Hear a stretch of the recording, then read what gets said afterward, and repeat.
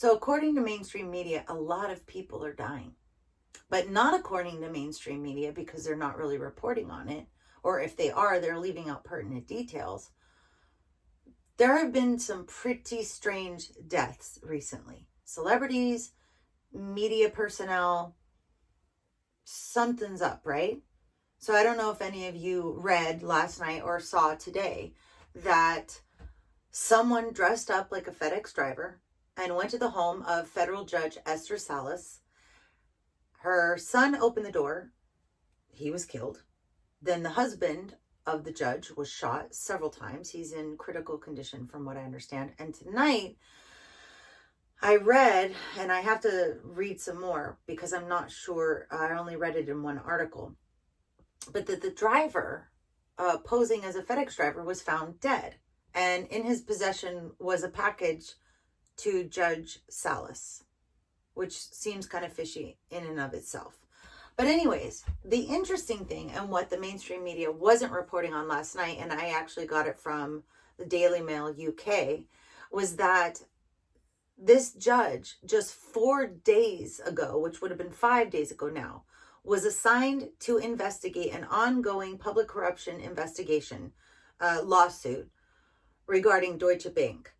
And it's somehow linked to Epstein. I guess the investors they felt that they were misled. And I think more importantly, they felt that the high-risk client, Jeffrey Epstein, was not being monitored.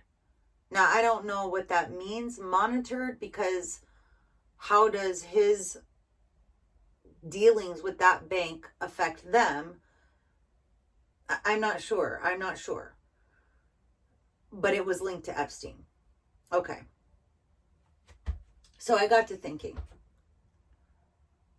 I wonder, I don't know why I thought about this, but I just started thinking, I wonder if this Scott Borgenson, who I'm going to call the Borg, was anyway connected to Deutsche Bank. So I started digging this morning, and I had to read a bunch of articles, but I finally found a couple of things. I'll get down to what I found eventually, what I eventually found, because I found so much more. So, okay, Cargometrics is a data analytics company for, it's like maritime data analytics.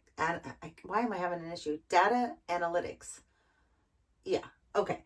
And that was founded in 2010. The Borg also was in the Coast Guard, okay? And he went to Tufts University, the Fletcher School for Law and Diplomacy. The irony, right? Okay, so he's got a big thing with the ocean. And so does our recently arrested sex trafficker, G-Max. She founded the Terra Mar project in 2012 for ocean conservation. She actually has a license to drive a submarine. And her father fell off of his yacht. And according to Maria Farmer, who in an interview recently, or it might have been an older interview, but I listened to it recently, said that G-Max told her that she was certain that her father was killed. He had screwed up financially, and I guess he was a disgrace. He was this big marketing tycoon. And anyways, he fell off of his yacht and he drowned. Okay. Irony, right? Okay, so I thought, all right, well, let me look into this Fletcher School, Tufts University. Like, who else went there? All right, well, there's this guy named Arturo Ramos. And he studied the maritime industry, okay? And he went to work at Cargometrics, and in 2016, he was the vice president of intelligence at Cargometrics. Today, in 2020, he is the senior product manager at Wayfair. If you don't know what was going on with Wayfair recently, you should look it up. Mainstream media is not talking about it, you guys, okay? They are controlled. They're not allowed to talk about it. But in a nutshell, somebody in June noticed that there was a very high priced item on the Wayfair site, and it was like a white storage cabinet. And it turns out that there were several of these white storage cabinets that were identical, and they all had different prices, but high: 15,000, 14,000, 13,000, 12,000. Now here's the thing: you could think, okay, well, it's a third-party seller, they could put whatever they want. No, because even though there are third-party sellers on Wayfair, Wayfair sets the prices. This guy right here, senior product manager in charge of price, he does pricing. Okay. These storage cabinets also had the names. You know how you go to IKEA and it's like Einken or Bezel for the furniture, and they all have these kind of funky names. Well, these actually had funky names too. Funky names in the sense that you don't hear them very often. Like Duplessis, there was one named Precious Harris, and coincidentally, those were also names of children who have gone missing, many of them since the beginning of 2020. Okay. Cargometrics and Wayfair are located on the exact same street. They're not that far from each other. They're in Boston.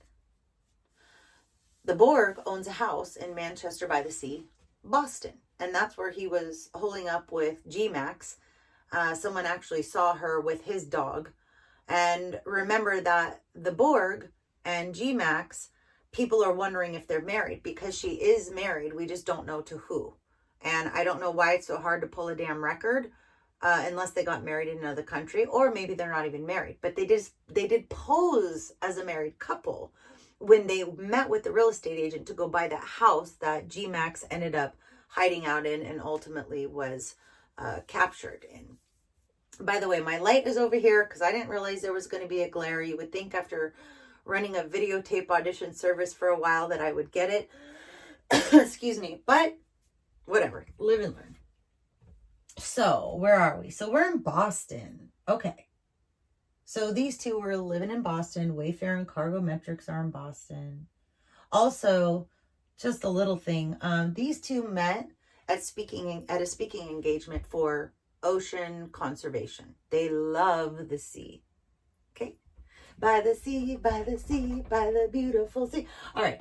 Apparently he had assaulted his wife at some point, and he has 2 kids with her. And then in 2014, he left her. And somewhere along the line, probably before he left his wife, because that seems to be the way it goes often, he hooked up with G-Max. Okay, they have this love of the ocean, you know. All right, so we're back in Boston. I don't know if we ever left. Well, she did. But she's not there anymore. She's not in the Hamptons. She's in prison. All right, so then I started looking into Tufts University and the Fletcher School. And I found out about Arturo Ramos. But then I wanted to know, who are the biggest donors? What is this all connected to? So I found out a couple of things. First of all, the Koch brothers donate a lot to Tufts University. But before I get into their further connection, the Fletcher School, Tufts University, they're very affiliated with the Clinton Foundation. Bill Clinton speaks there.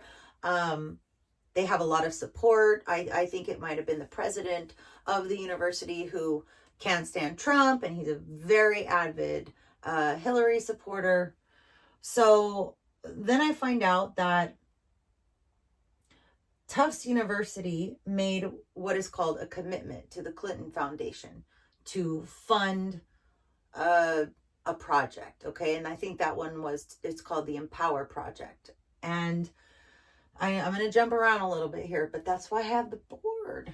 Okay. So I also found out that the Koch brothers, they donate a lot of money to this university, and they are working together with Soros on something. I don't know what kind of a project, organization. I'm not sure. Because remember, I was trying to find the connection between Epstein, Scott Borgenson, and Deutsche Bank. So we find out that Soros, who's working with the Koch brothers, who donate to the university, also donated a lot of money to Clinton, to the super PAC. Okay, to one of them. He also owns a large chunk of shares in Wayfair. Okay. Now, Clinton Foundation. Aside from the commitments they receive, they also have, I guess, their own endeavors, their own projects, okay? One of them is to work with Haiti. I think some of you might have heard this, and there's an interesting little connection. On one of the Wayfair products, which is a bookshelf, there was a picture frame, and it had the word Haiti in it, and like, you know how you can get friends and family or whatever at the bottom. This one had a photoshopped inside, not a picture of, I don't know, that novelty white couple with the little scarves on or whatever. No, this was of the word Haiti, and then it said friends underneath. And there was actually a guy on YouTube, and he's the one that found all this and figured it out. I'll have to find it and hopefully put it in the description, because he found that. I did not find that. On top of the bookshelf was an Eiffel Tower, which, if you don't remember, Epstein was arrested as soon as he stepped off the plane in the United States, returning from Paris. And also on that bookshelf, which was photoshopped onto the bookshelf, was a book called Bloody Harvest.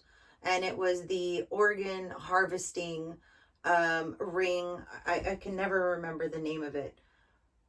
But they were infiltrated and they were broken up. And anyways, we found out that they were harvesting organs. Okay. Oh man, my head is spinning. And that's why I have the board. Not the Borg, the board. Okay. So we did this. Now, in Haiti, I don't know if you're aware of this, but a while ago, there was an Idaho missionary who went down to Haiti, and there was a woman named, and I'm going to just give you the nuts and bolts, and then you can do your own homework. But her name was Laura Silsby, and she was caught trying to transport like 23 children across the Dominican Republic border. Okay. She didn't have paperwork for them. What's interesting is that she was arrested, and Bill Clinton intervened and got her out of there. She still had to serve some time, but Clinton helped her. Okay. Laura Silsby has since changed her name to Laura Gaylor. And now she is the vice president of marketing for AlertSense. AlertSense is the company that is responsible for sending out Amber Alerts. Missing children. We're connecting this, right? Okay. All right. So, where are we now? Commitments. One of the commitments that was made to the Clinton Foundation was by the World Ocean School. And they committed to funding a maritime academy pilot program with some partners. One of the partners is Gold Coast Yachts. So I looked them up. They're located in the Virgin Islands. I believe our favorite pedo has a blue and white house with a secret tunnel, right? And another partner is Virgin Islands Professional Charter Association, of course, located in the Virgin Islands. The other partner is O.C. Wen. I really should have written the whole company down. Maybe I have it right here. I have some notes here. O.C. Wen Financial. Okay. O.C. Wen Financial is located in West Palm Beach. And we know that our favorite pedo has a house there. Okay. Let's see what I'm missing over here. All right. Which brings me back to Epstein and the link with Deutsche Bank and the Borg. Well, it turns out that in 2011, the Borg met with a man named Peter Platzer.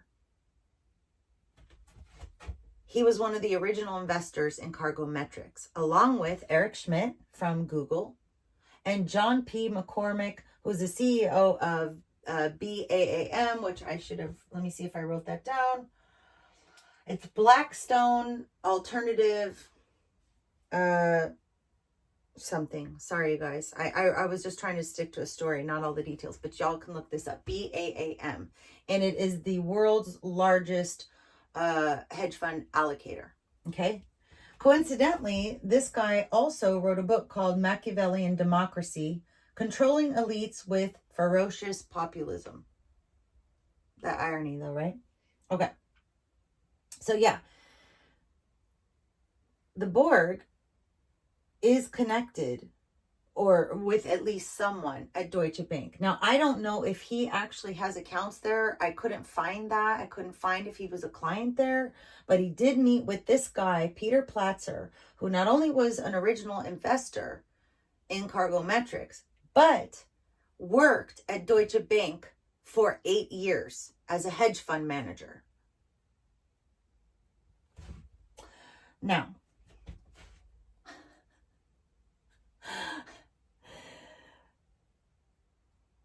we know that Epstein may or may not have killed himself. He may or may not be alive. Some think that he's waiting on the submarine for GMAX. But I personally think that if anyone's waiting for anyone, it's the Borg waiting for GMAX, because they have a love of the sea. And that might be where they end up when this is all over. When all the dominoes drop and names are finally given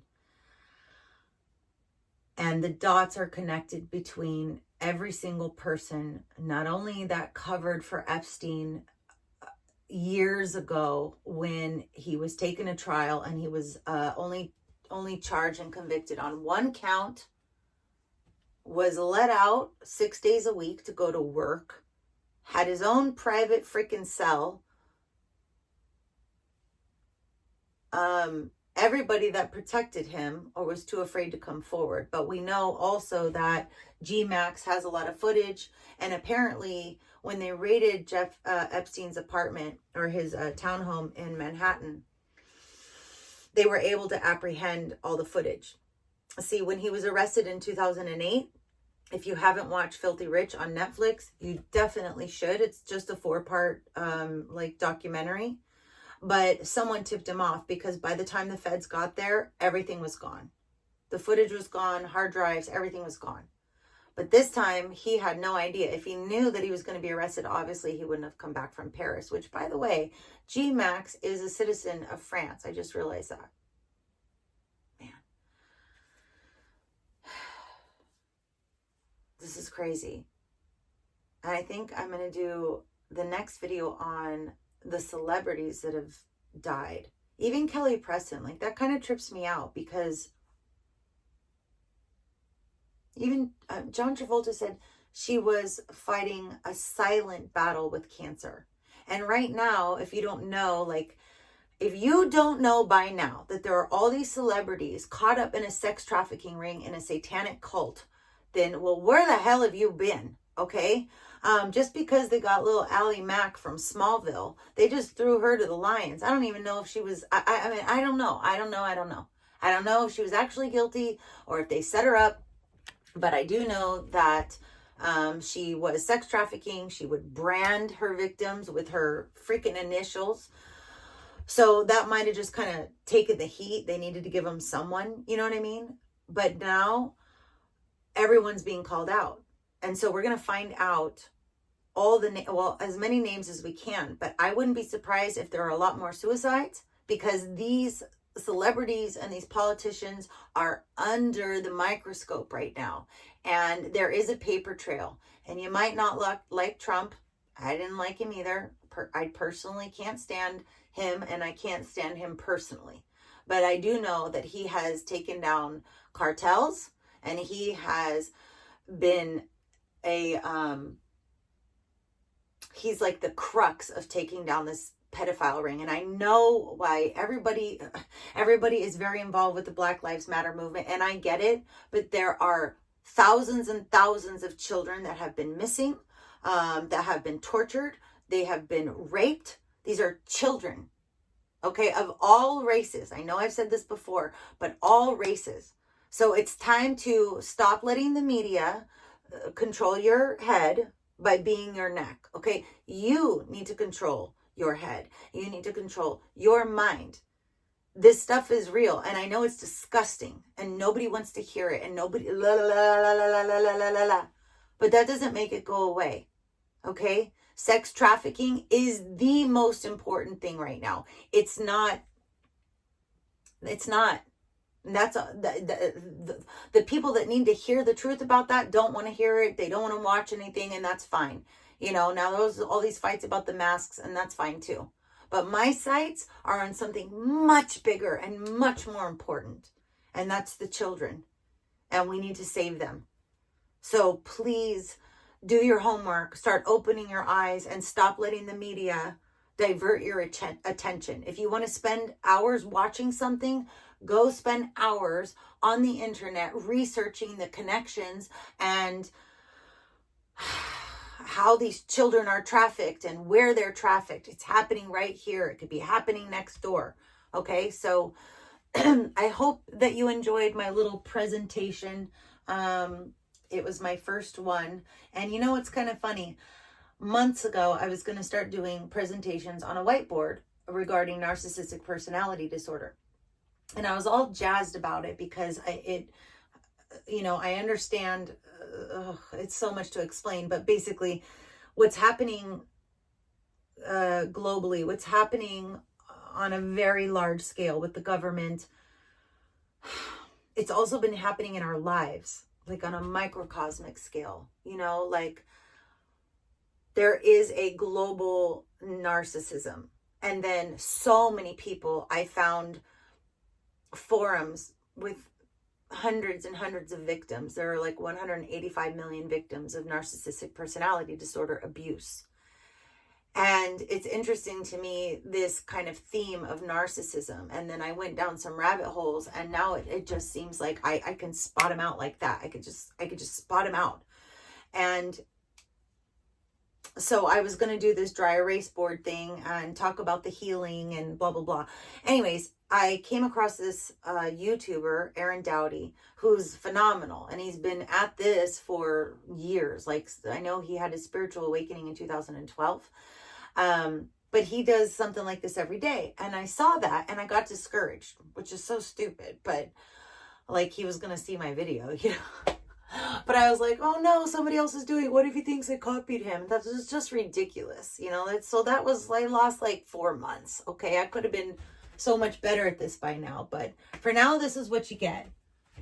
I don't know. I feel like, you see my submarine?